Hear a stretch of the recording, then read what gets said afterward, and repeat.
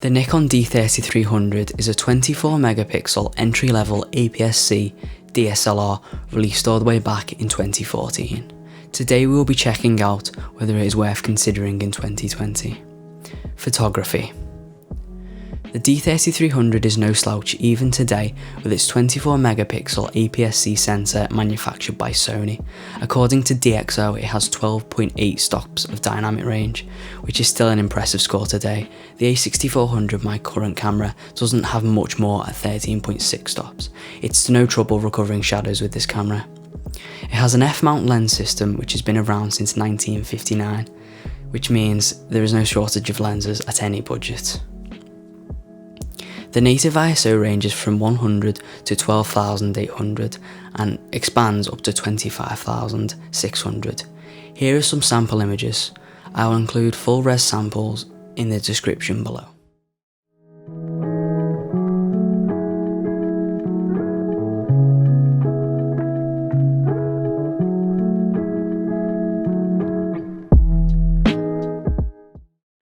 Moving on to autofocus, in the viewfinder the AF performance isn't bad, it gets the job done with its 11-point contrast based system. It's no A7 III, but it's fast and accurate most of the time. But it falls apart in low light. Moving on to performance in live view and video, it's a bit of a different story. The contrast based system hunts a lot and is a bit inaccurate. It does have face tracking, but it rarely provides an accurate result. Don't get me wrong, it's still a usable system, but it's not a deal breaker, but it's just something to keep in mind. I will include a sample video of the AF later on. For a DSLR, the D3300 is nice and compact and feels great in the hand. Nikon have been in this business for a long time, so they know what they're doing. Buttons are well placed and the menu system is laid out great and everything is easy to find, unlike another brand. It's rated for 700 shots on battery, which is completely believable. I've had this camera since 2016 and the battery still performs like new. It blows my A6400 out of the water because of the lack of a power-hungry EVF. The photos from the D3300 still look great today and the sensor holds its own even in today's market. It's sharp and has great dynamic range. The high ISO performance could be better, but it's better than expected for such an old camera and is in no means bad. The photos speak for themselves, so here's some sample photos I've personally took with my D3300 over the years. These photos are either on an 18 to 55mm kit lens or a Yongnuo 50mm f1.8. Slightly touched up in Lightroom, but nothing major. These files will be up for download in the description below.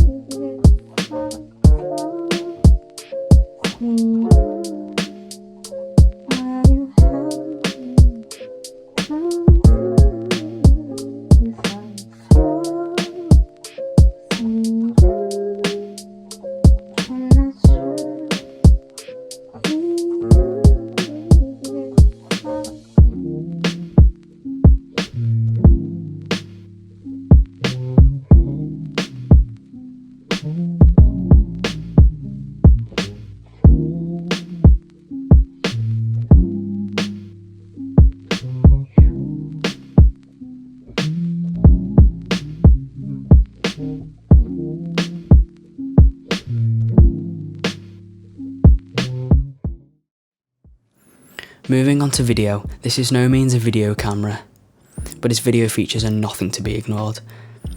It shoots up to 1080p at 60 fps and also includes 24 and 30. At 60 FPS it shoots with a bitrate at 37.9 megabits per second, at 30 FPS 21.13 megabits per second, and 24 FPS 12.28 megabits per second. As there are no real picture profiles on this camera, I like to shoot on the neutral profile under the picture control settings. The settings will be shown on screen. The videos from the D3300 have great colours but can look soft at times. In no means does it produce bad video, but I would not choose it if video is the main purpose for this camera. An impressive video feature of this camera is its full resolution clean HDMI output, which is a rarity on a lot of current DSLRs, and it's a very nice feature to have. Another great thing is the mic input, which allows you to get proper professional audio. Here are some sample videos shot with my D3300 using the standard kit lens and the Yongnuo 50mm f1.8. The videos will be up for download in the description.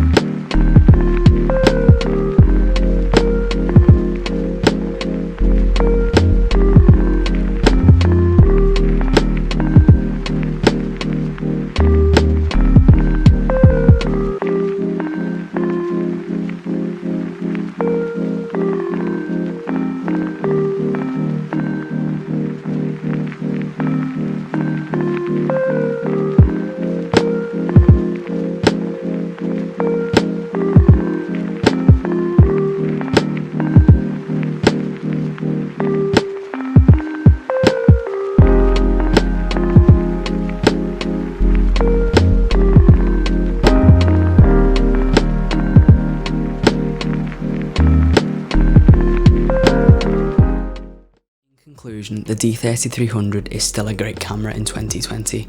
With bargains to be had on the used market, makes it a no-brainer for someone looking for a cheap, good DSLR to get themselves starting off, or even a backup camera for a more professional user.